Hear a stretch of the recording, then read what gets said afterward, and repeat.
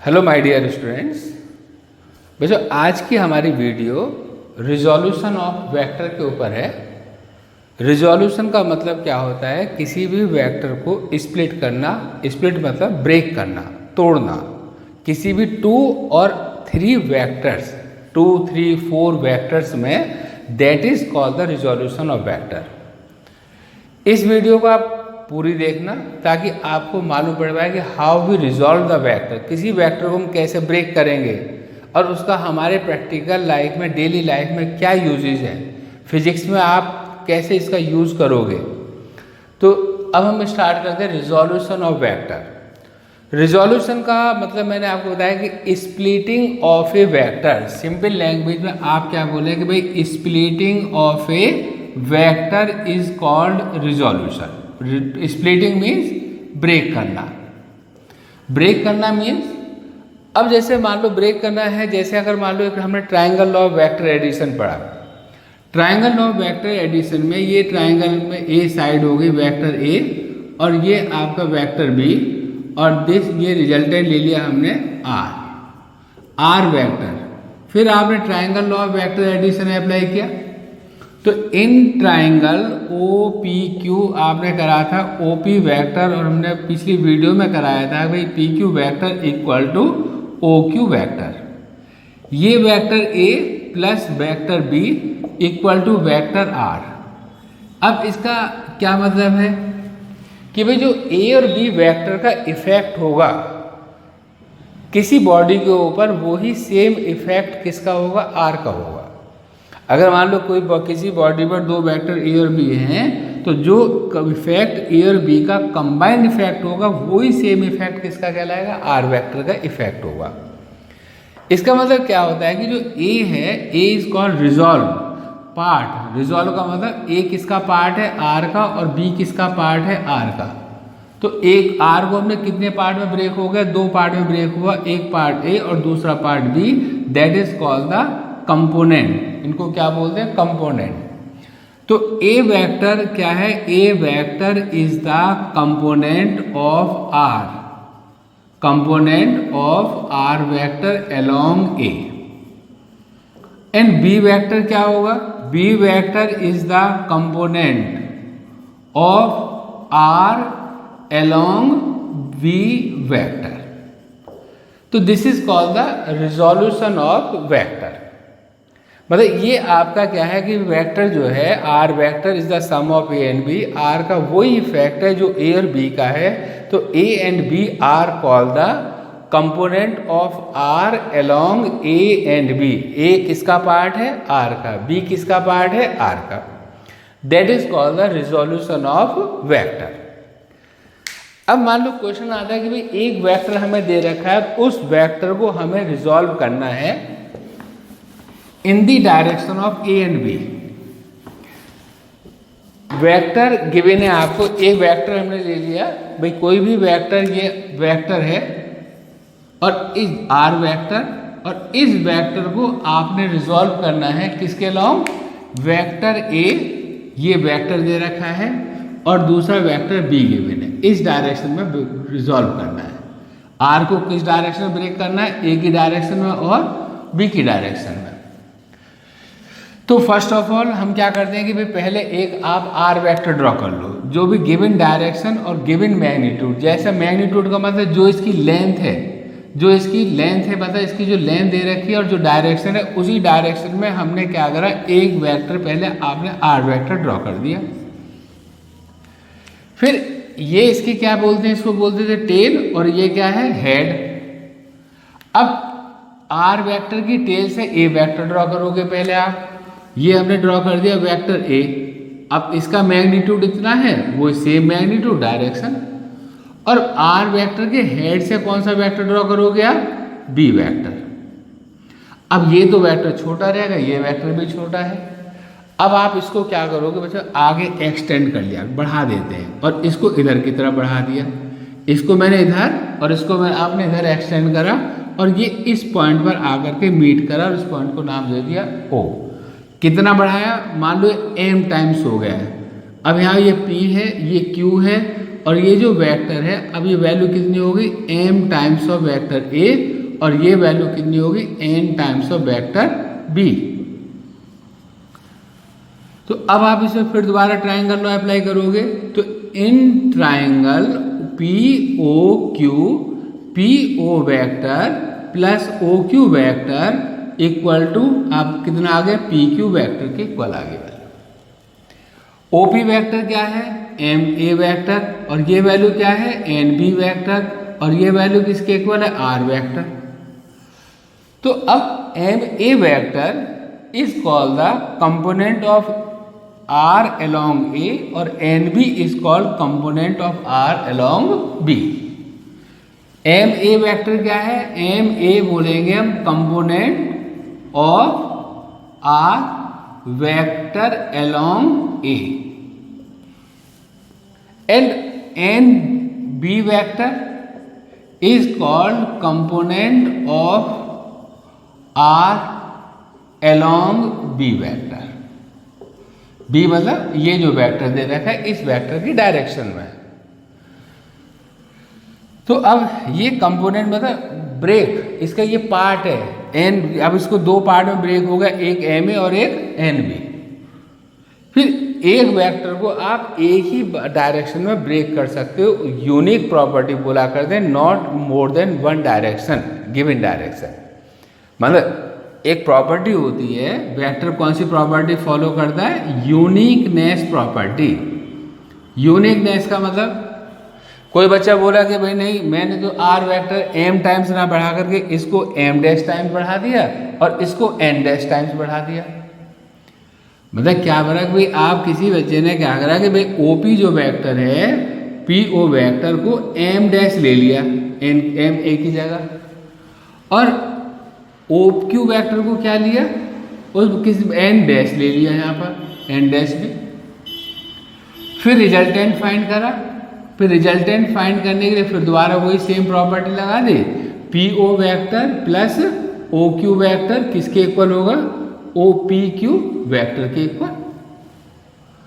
अब यहाँ value put करें, M dash A vector plus N dash B vector equal to R vector.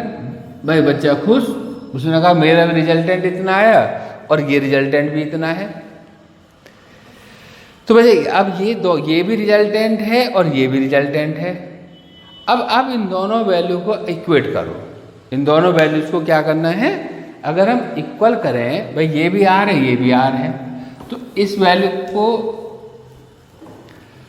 ये first और ये सेकंड, तो from first and second MA vector plus NB vector किसके equal आ गए, M डैश A वेक्टर और N dash B vector. अब आप इसको इधर शिफ्ट कर लो, MA vector minus M dash A vector plus NB vector minus N dash B vector equal to 0। अब M minus M dash A vector आपने common लिया, N minus N dash B vector common ले लिया। Vector quantity कभी 0 होती नहीं है। अब ये A vector and B vector not equal to 0 और B भी 0 नहीं है, पर इनका सम 0 है। और 0 कब हो सकता है बच्चों, 0 की वैल्यू कब हो सकती है, जब M माइनस M डैश किसके इक्वल होगा, 0, मतलब M minus M dash equal to 0 और N minus N dash equal to, तो इसका मतलब M equal to N dash और N equal to N dash. तो ये तो वही सेम वैल्यू आ गई। मतलब जब किसी ने कहा भाई M डैश लिया तो वो वैल्यू क्या है, सेम रिजल्टेंट आ गया जो पहले था। इसका मतलब एक वेक्टर को केवल एक ही डायरेक्शन में, गिवन डायरेक्शन में आप ब्रेक कर सकते हो, स्प्लिट कर सकते हो, that is known as the uniqueness property. इस प्रॉपर्टी को क्या बोलते हैं, यूनिक। यूनिक का मतलब जिसकी एक ही वैल्यू होती है, जिसको आप अदर किसी दो अलग अलग वैल्यू में ब्रेक नहीं कर सकते, that is known as the uniqueness property. ये है जनरल। अब जो मोस्ट इंपॉर्टेंट टॉपिक स्टार्ट होता है, that is called the rectangular component. अब हम क्या डिस्कस करने वाले हैं यहाँ पर, रेक्टेंगुलर कंपोनेंट। तो जो रेक्टेंगुलर, देखो रेक्टेंगुलर कंपोनेंट का मतलब, अब जैसे नाम से मालूम है भाई रेक्टेंगल, और रेक्टेंगल वर्ड से क्या नाम ले लिया, रेक्टेंगुलर। तो किसी वेक्टर को, रेक्टेंगुलर का मतलब 90 डिग्री, किसी वेक्टर को परपेंडिकुलर डायरेक्शन में ब्रेक करना is called the rectangular component. Clear बच्चों, ये क्या है, रेक्टेंगुलर कंपोनेंट। तो रेक्टेंगल वर्ड से आपने सबने पढ़ ही रखा है भाई, रेक्टेंगल होता है। अब उसी रेक्टेंगल वर्ड से क्या ले लिया, रेक्टेंगुलर, और कंपोनेंट क्या बोलते हैं, ब्रेक करना। तो अब किसी वेक्टर को हम किस डायरेक्शन में ब्रेक करेंगे, रेक्टेंगल की डायरेक्शन में, that is known as the rectangular component. Suppose एक वेक्टर अभी जो हमने लिया, कोई भी वेक्टर मान लें, ये वेक्टर आर है, राइट। अब इस वेक्टर को रेक्टेंगुलर, आप एक लाइन ये बना दो, this is called the X axis, एक लाइन ये बना दो, this is called the Y axis, और इन दोनों लाइन के बीच का जो एंगल है वो कितना होता है, 90 डिग्री। तो बन गया रेक्टेंगल। अब आपने यहाँ पर परपेंडिकुलर ड्रॉ कर दिया, और एक परपेंडिकुलर आपने इधर ड्रॉ कर दिया, तो अब ये क्या बन गया, रेक्टेंगल। भाई ये एंगल कितना, 90 डिग्री, ये एंगल कितना, 90 डिग्री, तो ये बना रेक्टेंगुलर कंपोनेंट, रेक्टेंगल बन गया। अब ये O है, ये P मान लिया, ये मैंने मान लिया Q, और इसको मैंने ले लिया S। अब ये R वेक्टर है, अब इसका एक कंपोनेंट इधर ये वैल्यू हो गई, और एक आप हमारे वेक्टर इधर मार्क कर दिया। ये वेक्टर सपोज करो मैंने कहा भाई रिजल्टेंट वेक्टर है, तो इसको हमने ले लिया RX, और इसको हमने मार्क कर लिया RY।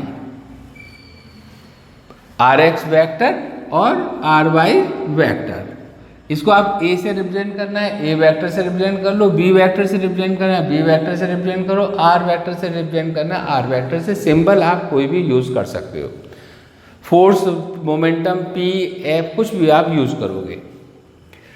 तो अब आप इसमें क्या है, अब ये RY वेक्टर है, तो ये भी RY वेक्टर हो गया, RY वेक्टर, और ये RX है, तो ये भी RX, तो क्या बन गया, रेक्टेंगल बन गया।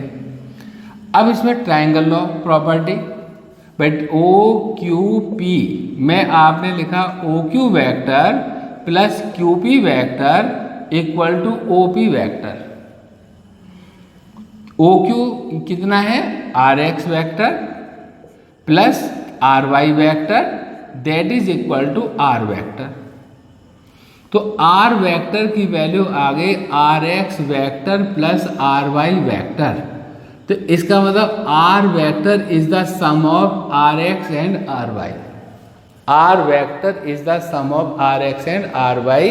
तो इसका मतलब ये हुआ कि RX vector is called component of R along X axis, और RY ये क्या है, is called component of R vector along Y axis. ये वेक्टर है बेटा, Y एक्सिस। अब आप क्या जानते हो भाई, अब कोई भी वेक्टर क्वांटिटी क्या होती है, vector quantity is the product of magnitude and direction. Vector quantity is the product of magnitude and direction. मतलब अब ये वेक्टर क्वांटिटी है, इसके अंदर मैग्नीट्यूड भी है और डायरेक्शन भी है। तो अब आपने RX वेक्टर को ब्रेक कर लिया, ये हो गया इसका मैग्नीट्यूड, और डायरेक्शन हो गई इसकी I, X axis. X axis को हम रिप्रेजेंट करते हैं किससे, I वेक्टर से। इसी टाइप से RY vector equal to RY into J, ये इसकी डायरेक्शन आ गई। मैग्नीट्यूड का मतलब होता है कि जैसे सपोज करो ये है 5 मीटर, तो ये है हमारे 4 मीटर, और इसको ले लिया 3 मीटर, तो मैग्नीट्यूड है 5 मीटर, कौन किधर की तरफ, X की तरफ, और ये मैग्नीट्यूड है 3 मीटर किसकी तरफ, Y की तरफ। तो 5 metre is the magnitude of resultant, 4 meter is the magnitude of Rx और 3 meter is the magnitude of Ry। तो अब ये मैग्नीट्यूड आ गया। अब ये Rx और Ry के आगे बच्चों मैग्नीट्यूड, Rx को क्या बोलेंगे, magnitude of R along x, along x axis. और Ry क्या है फिर यहाँ पर, Ry मैग्नीट्यूड ऑफ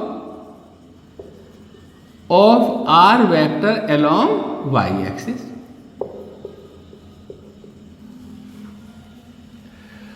अब ये इस वैल्यू को हमें किस में, अब देखो ये Rx और Ry, अब अगर इसको मान लो मैंने थीटा एंगल ले लिया, यहाँ पर क्या लिया, थीटा। अब Rx की वैल्यू हमें थीटा के टर्म्स में फाइंड आउट करनी है। तो मेरे बेस अपॉन ये एंगल है, ये बेस हो गया और ये हाइपोटेन्यूस हो गया, और बेस अपॉन में हाइपोटेन्यूस, मैग्नीट्यूड लिख रहा हूँ मैं, वेक्टर क्वांटिटी नहीं, magnitude, that is equal to cos theta, और Rx की वैल्यू आ गई R cos theta, that is the most important part, this is called the horizontal component. इसको क्या बोलते हैं, हॉरिजॉन्टल कंपोनेंट। अब पूरी फिजिक्स में हम हॉरिजॉन्टल और वर्टिकल कंपोनेंट्स का यूज करोगे कि भाई this is called the horizontal, और Ry अपॉन में R that is equal to sine theta, और ये Ry की वैल्यू हो गई R sine theta, that is called the vertical component. Equation हो गई सेकेंड। तो इसको क्या बोलेंगे, वर्टिकल कंपोनेंट, वर्टिकल कंपोनेंट। तो अब आपके पास दो कंपोनेंट आ गए, एक हॉरिजॉन्टल और एक वर्टिकल। मोस्ट सबसे ज़्यादा यूज इन्हीं दो वर्ड का होता है, एक हॉरिजॉन्टल और other one is the vertical component. तो एंगल के साथ वाली साइड हॉरिजॉन्टल और दूसरी जो साइड है वो क्या है, वर्टिकल। पॉइंट ये बहुत नोट कर लेना, ये मोस्ट इंपॉर्टेंट पार्ट है कि भाई हॉरिजॉन्टल का मतलब जो एंगल के साथ की, एंगल के साथ वाली साइड कॉस थीटा हॉरिजॉन्टल कहलाती है, और दूसरी साइड साइन थीटा होती है, उसको वर्टिकल कंपोनेंट बोलते हैं। और वैसे हम इसमें ट्रिग्नोमेट्री यूज कर रहे हैं, base upon hypotenuse cos theta होता है, और perpendicular upon hypotenuse sine theta होता है। तो ये पार्ट आपका हुआ हॉरिजॉन्टल और वर्टिकल। अब इसके अंदर दो टर्म है, एक है मैग्नीट्यूड और दूसरा है डायरेक्शन। R क्या है, मैग्नीट्यूड, और कॉस थीटा क्या है, डायरेक्शन। थीटा, R क्या है, मैग्नीट्यूड, और थीटा क्या है, डायरेक्शन। अब आप इन दो मैग्नीट्यूड को अलग करना है और डायरेक्शन को अलग करोगे। कैसे करेंगे, हाँ बच्चों, तो हम कर रहे थे। अब इसको क्या करा आपने, squaring and adding equation first and second. तो आपकी टर्म आ गई Rx square plus Ry square equal to R square cos square theta plus R square sine square theta. अब आप इसमें R स्क्वायर कॉमन, तो Rx square Ry square R square common लिया, cos square theta plus sine square theta, और ये value 1 के equal होती है। तो इसका मतलब देयरफॉर R स्क्वायर की वैल्यू हो गई Rx square plus Ry square, R equal to under root of Rx square plus Ry square, that is called the resultant. मतलब ये मैग्नीट्यूड आ गया x और y कंपोनेंट के टर्म्स में। अब इसमें डायरेक्शन नहीं है, ये केवल मैग्नीट्यूड बोलते हैं, इसको क्या बोला करते हैं, मैग्नीट्यूड। अब डायरेक्शन पर आ जाए। डायरेक्शन के लिए क्या करना, आप इक्वेशन सेकंड को फर्स्ट से डिवाइड कर दो। इक्वेशन सेकंड को फर्स्ट से आपने क्या करना है, डिवाइड कर देना है। तो divide equation second by first, तो बच्चों क्या मिलेगा, Ry, नीचे क्या आएगा Rx, इधर क्या होगा R साइन थीटा अपॉन में R कॉस थीटा, और R cancel out, sine theta upon cos theta is tan theta, Ry upon Rx, तो थीटा की वैल्यू क्या होगी, sine inverse Ry upon Rx, that is the direction. Most important part है जो हम discuss कर रहे हैं भाई चैप्टर का, ये है मैग्नीट्यूड, ये है डायरेक्शन, और एक हमने करा हॉरिजॉन्टल कंपोनेंट, वर्टिकल कंपोनेंट, और इन दोनों का रिजल्टेंट की वैल्यू फाइंड करें किसके टर्म्स में, आर एक्स और आर वाई के टर्म्स में, और डायरेक्शन फाइंड कर ली आर वाई और आर एक्स के टर्म्स में, दैट इज द डायरेक्शन और मैग्नीट्यूड। अब मैं आपको और बता दूं, देखो कंपोनेंट हम कैसे ब्रेक करने हैं। ये अगर मान लो और जैसे कहीं फोर्स की वैल्यू है, मोमेंटम है, अब जरूरी नहीं कि सब एक ही डायरेक्शन में हूं। अगर सपोज करो भाई ये बॉडी है, अब इस बॉडी पर एक फोर्स इधर की तरफ एक्ट हो रहा है, फोर्स लिया मैंने, अब यहाँ पर फोर्स लगा रहे हैं। किसी बॉडी पर फोर्स, मान लो ये बॉडी है, इस पर फोर्स इधर की तरफ एक्ट हुआ, ये एफ ले लिया। एक और मान लो एग्जांपल है, बॉडी है, उस पर कोई फोर्स इधर की तरफ लगा रहे हैं, एफ। अब इसके हमें कंपोनेंट्स लेने हैं। फर्स्ट ऑफ ऑल मैं इस पॉइंट पर आता हूं, तो यहाँ पर मैंने क्या करा, एक लाइन इधर ड्रॉ कर दी और दूसरी लाइन इधर ड्रॉ कर दी, यहाँ पर ये आपका।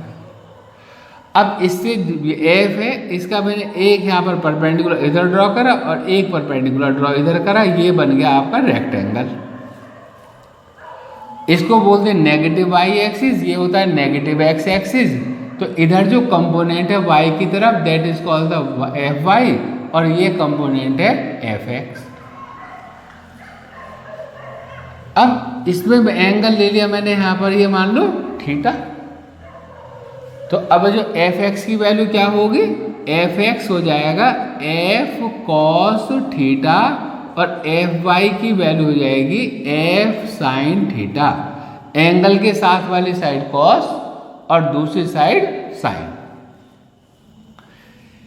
इसी टाइप से अगर मान लो एफ वेक्टर ये है, तो अब आप यहाँ पर परपेंडिकुलर ड्रॉ करोगे और एक लाइन आप इधर बनाओगे।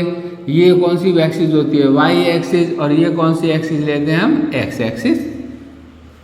फिर आप इसके हेड से क्या करना है, परपेंडिकुलर ड्रॉ करना है, और इसके हेड से इधर परपेंडिकुलर ड्रॉ करोगे, और this is called F Y, और ये है एफ एक्स। अब मैं एंगल x के साथ न लेकर के एंगल ले रहा हूं यहां पर y के साथ। अब हमने एंगल किसके साथ लिया, y के साथ। तो अब एफ वाई की जो वैल्यू है, अब यहाँ F Y F sine theta नहीं होगा, एफ कॉस थीटा होगा। एंगल के साथ वाली साइड कॉस और दूसरी साइड साइन, और एफ एक्स की वैल्यू एफ साइन थीटा होगी। तो एफ कॉस थीटा और एफ साइन थीटा एंगल के ऊपर डिपेंड करते हैं। ये नहीं कि आपने लर्न कर लिया कि भाई हॉरिजॉन्टल एफ कॉस थीटा होता है, वर्टिकल एफ साइन थीटा होता है। जिधर एंगल होगा that is the cos theta, और जिधर आपका दूसरी साइड साइन थीटा। अब एक डायग्राम हमने ये बनाया, एक आपने लाइन इधर बना दी, एक लाइन आपने इधर बना दी, ये बन गया एक्स और ये हो गया नेगेटिव वाई। फिर आपने यहाँ परपेंडिकुलर ड्रॉ किया और एक परपेंडिकुलर इधर ड्रॉ कर दिया, ये बन गया रेक्टेंगल। एंगल, अगर ये एंगल है तो ये कॉस होगी और ये साइन होगी, और अगर ये एंगल है तो इसको बोलते हैं x के अलॉन्ग एफ एक्स और y के अलॉन्ग एफ वाई। तो एफ एक्स इक्वल टू, अब यहाँ पर एफ एक्स की वैल्यू क्या होगी, एफ कॉस थीटा, और एफ वाई की वैल्यू क्या होगी, F sine theta. This is called the horizontal और ये वर्टिकल। तो फिर वही एंगल के साथ वाली साइड कॉस और दूसरी साइड साइन। तो ये इसको बोलते हैं रेक्टेंगुलर कंपोनेंट, मतलब कंपोनेंट्स का ब्रेक होना along perpendicular direction is called rectangular component. अब हम करते हैं देखो यूजेस ऑफ कंपोनेंट। यूज क्या है, आप इसको पढ़ क्यों रहे हैं। एक मैं आपको यूज बताता हूँ कि जैसे हम वॉकिंग करते हैं, मान लो रोड पर हम चल रहे हैं वॉकिंग, तो वॉकिंग करते टाइम हम क्या करते हैं कि अर्थ को प्रेस करते हैं, अपने जो पंजे हैं उससे क्या करा, अर्थ को बैकवर्ड डायरेक्शन में प्रेस करते हैं। मतलब इस पर हमने जैसे अर्थ है, अब ये अर्थ पर हम अपने फुट से क्या करते हैं, इधर की तरफ आप कभी ध्यान दो तो आप एक रिएक्शन फोर्स अप्लाई करोगे, किस डायरेक्शन में, बैकवर्ड डायरेक्शन में। अर्थ को प्रेस कर दिया। अब इसी टाइप से अर्थ ने क्या करा, उसी टाइम पर हमारी बॉडी पर एक रिएक्शन लगा दी, किधर की तरफ, आर अपोजिट डायरेक्शन में। पर हम इधर तो नहीं जाते, हमने क्या करा, फिर इसमें परपेंडिकुलर कंपोनेंट यूज करने के लिए एक लाइन इधर ड्रॉ करी और एक लाइन हमने ये ड्रॉ कर दी। और सपोज करो कि हम अर्थ को कितने एंगल पर प्रेस कर रहे हैं, थीटा। कितने एंगल पर प्रेस किया, उसको अर्थ को कितने एंगल पर दबा रहे हैं, पीछे की तरफ थीटा एंगल से। अब ये थीटा तो ये भी थीटा, और ये आर है और ये किसके इक्वल होगा, एफ के इक्वल।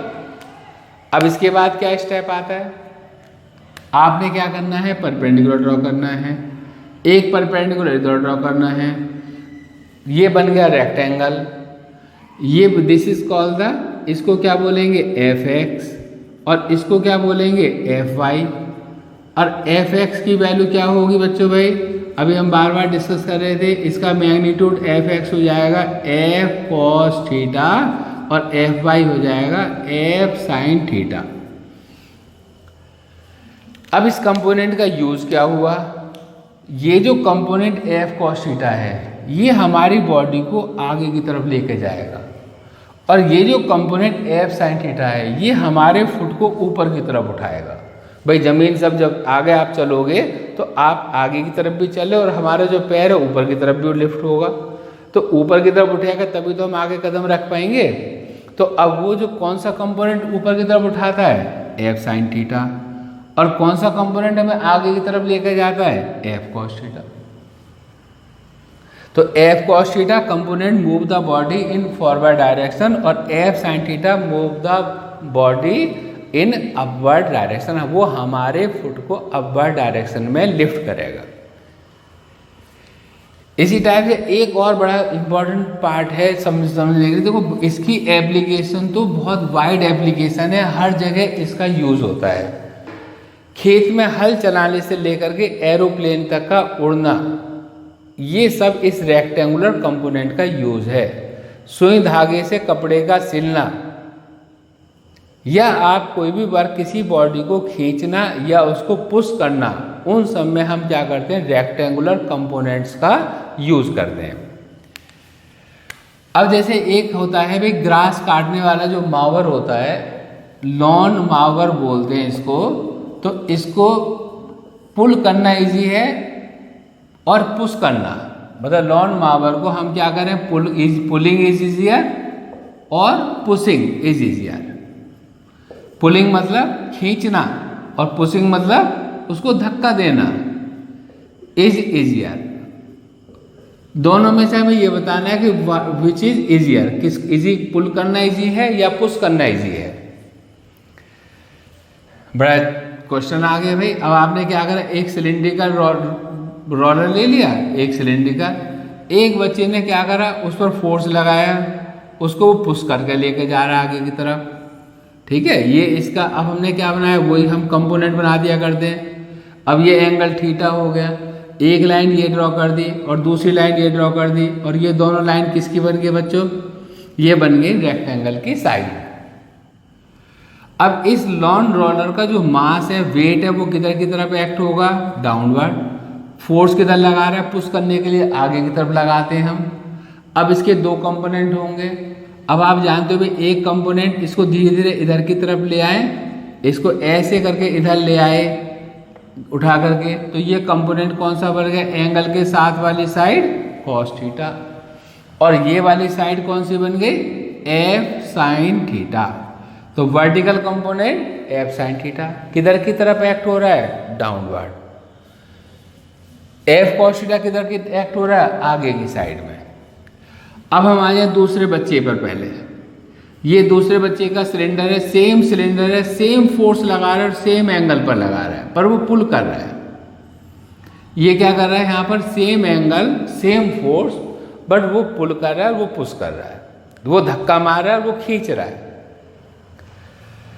तो अब इसके वेट इधर इसका भी एक्ट होगा अब इसके भी दो कंपोनेंट होंगे, आपने रेक्टेंगल के लिए बना दिया, और ये कंपोनेंट हो गया कौन सा, एफ कॉस थीटा, और ये कंपोनेंट हो गया एफ साइन थीटा।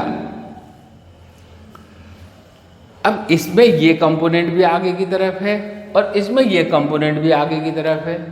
भाई दोनों केस में ये जो कंपोनेंट है ये इधर इस साइड में है और ये वाला कंपोनेंट भी इधर की साइड में है। इसका मतलब क्या है कि ये जो कंपोनेंट है ये बॉडी को, रोलर को आगे की तरफ लेके जा रहा है, और ये वाला कंपोनेंट भी रोलर को आगे की तरफ लेके जा रहा है। एक कंपोनेंट का तो पर्पस सॉल्व हो गया कि वो उसको आगे की तरफ मूव कर रहा है। इसी टाइप से अब यहाँ पर एफ साइन थीटा कंपोनेंट देखो, एफ साइन थीटा कंपोनेंट ये वाली एरो और ये दोनों एरो डाउनवर्ड डायरेक्शन में एक्ट हो रही है, और इस केस में ये एरो आप देखोगे ये ऊपर की तरफ एरो है और ये नीचे की तरफ एरो, ये दोनों अपोजिट है। तो इसका मतलब इस केस में इफेक्टिव वेट होता है, मतलब नीचे की तरफ क्या होगा, इफेक्टिव वेट। तो बच्चों इफेक्टिव वेट कितना होगा, mg plus F sine theta. जब दोनों एरो एक ही डायरेक्शन में होती हैं तो उनको ऐड कर दिया करते हैं। और इस केस में इफेक्टिव वेट क्या होगा, इस केस में इफेक्टिव वेट होगा mg plus F minus F sine theta. अब इसमें से mg में से एफ साइन थीटा माइनस हो रहा है, यहाँ पर mg में एफ साइन थीटा ऐड हो रहा है डाउनवर्ड डायरेक्शन में। तो इसका मतलब क्या हुआ, इस केस में जो रोलर है वो हैवी होगा और इस केस में रोलर जो है लाइटर होगा, हल्का हो जाएगा। इसमें हैवी हो गया और उसमें क्या है, लाइटर। और अब लाइटर चीज को खींचना इजी होता है देन द हैवियर। तो यहाँ पर क्या बॉडी हो गई, ये बच्चों हैवियर हो गई, और यहाँ पर वो क्या चीज हो गई, सबट्रैक्ट होने की वजह से लाइटर हो गई। और ये क्या शो करता है, ये शो करता है pulling is easier than pushing, easier than pushing. तो पुलिंग करना पुशिंग करने से ज़्यादा इजी होता है। इसीलिए कभी देखोगे कि किसी चीज़ को हम बैल गाड़ियाँ होती हैं, बैल आगे की तरफ लगाते हैं, वो गाड़ी को खींचते हैं। खेतों में हल चलते हैं, वो उस चीज़ को आगे खींचते हैं। एरोप्लेन है तो वो भी हमारे पास क्या होता है कि एरोप्लेन जब आगे की तरफ मूव करेगा तो उसमें भी क्या होगा, दो कंपोनेंट होंगे। एक कंपोनेंट एरोप्लेन को ऊपर की तरफ लिफ्ट करता है और दूसरा कंपोनेंट उस एरोप्लेन को फॉरवर्ड डायरेक्शन में मूव कराता है। तो ये इस कंपोनेंट का यूज़ होता है। इस कंपोनेंट के यूज़ मतलब हर पूरी फिजिक्स में और हमारे डेली लाइफ में काफ़ी इम्पोर्टेंस है और बहुत यूजफुल है। तो ये कंपोनेंट हुआ बच्चों रेक्टेंगुलर कंपोनेंट। अब इसके न्यूमेरिकल्स मैं आपको एक सेपरेट वीडियो में बनाऊंगा। टॉपिक आपके क्लियर हुआ, समझ में आया है? तो आप इस चीज़ को भाई क्या करना है, लाइक शेयर एंड सब्सक्राइब करना जरूर क्या करें, कमेंट जरूर लिखें। कमेंट लिखने से देखो बच्चे ये मालूम पड़ता है कि भाई बच्चों को आपको क्लियर हुआ या नहीं हुआ। आप देख लेते हो, देखना ही है, पर आप इस चीज़ में क्या है, कमेंट अगर लिखोगे तो अच्छा लगेगा। तो अब ये वीडियो आपको कैसी लगी, इसको लाइक शेयर एंड सब्सक्राइब करना ना भूलें।